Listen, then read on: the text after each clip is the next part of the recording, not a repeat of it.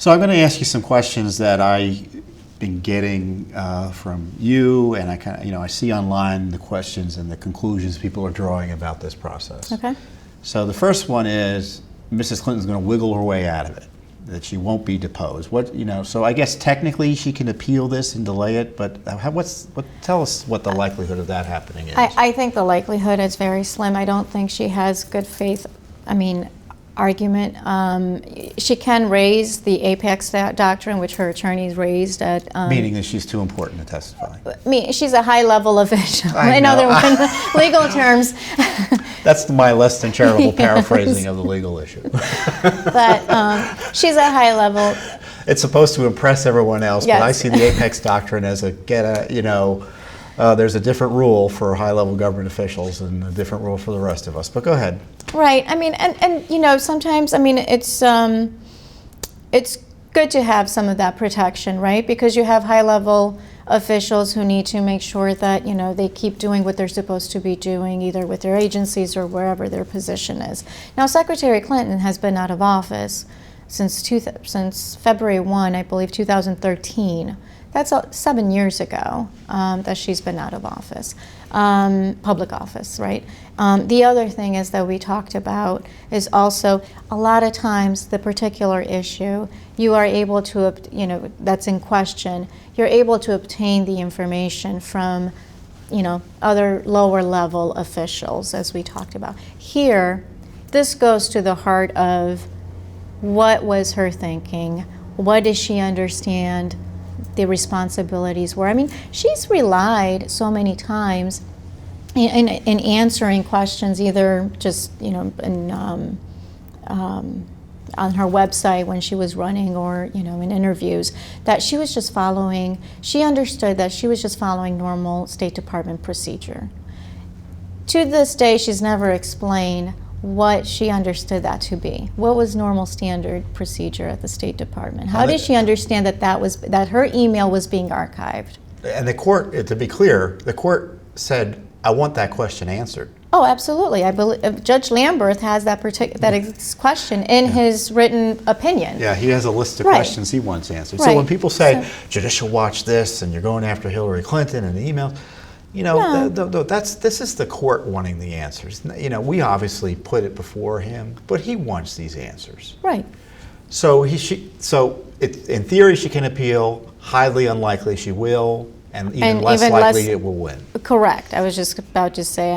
I just don't see that being a winning argument at all. So we have to get this discovery done by May 16th. May 16th. So Ramona, one of the biggest questions we get is whether the deposition of Mrs. Clinton is going to be publicly available in any way. Okay. What can you tell us about that? Yeah, so the deposition transcript will most certainly be made public. As to whether there will be a video of that made public, I'm not sure yet, but the transcript, I expect that to be public. So these are questions people are having, and so the other question is kind of it may be harder for you to answer. Now the judge, Mrs. Clinton already did answer our questions under oath, but they were in writing, and the judge says, look, right. They were really terribly helpful, and she failed to recall a lot of things. It doesn't mean that she was lying when she failed to recall. But a lot of people are saying, well, she just shows up and says, I don't remember, I don't remember, I don't remember. Can you explain what happens when a witness doesn't do that in a credible way? Right. First of all, a lot of it will also, in civil discovery, it comes down to also credibility, right? So you're also able to look at the witness and their demeanor and the way that they're answering the question. The other thing is that attorneys do have tools they can use during a deposition to help jog the memory of the witness. There are specific emails or documents that we may present to Secretary Clinton to see if that refreshes her recollection with respect to, the subject matter. And a lot of times that's helpful, and you're able to still gather more information than you are for certain via interrogatories. And when you serve interrogatories, the written questions, depending on how they question is answered, you're not able to ask any follow-up questions, and that's key, and that's why depositions are just so much more useful. Well, I forget the particular witness, but you were telling me there was a witness who, in the case that we had, one of the State Department officials who really didn't want to be terribly helpful to us in his testimony, Right. even when presented with an email saying exactly what he should have did or did. Did he? Oh. We were asked him, did it refresh his So- recollection? He said no. No, so yeah, I believe, I mean, the transcripts are public. I believe, well,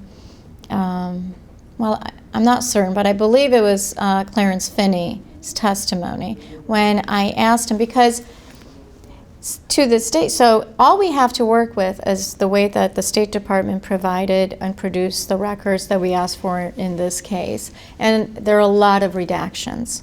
And so, and then there are the communications that we're honing in on that have specifically to do with Secretary Clinton's email use and State Department officials discussing that back in 2013, well before a FOIA lawsuit was filed. And so my question to, whether it was Mr. Finney or somebody else, was, well, what did you review in preparation for your deposition? Well, I reviewed this document. Okay, did you see an unredacted or a redacted version? I only saw the redacted, meaning with the, the information whited out. So in preparing for his deposition, he didn't even read his own emails. I mean, he looked at completely redacted form of the email. So my follow-up question was, well, do you think it would have been helpful for you in helping you remember if you would have actually been able to see what was in the email? And the answer was, no, I don't think so. Yeah. And the judge is going to draw his own conclusions Correct. from that type of testimony, Correct. assuming it's an important issue. Thanks for tuning in. Be sure to subscribe to our YouTube channel to catch all the latest news from Judicial Watch.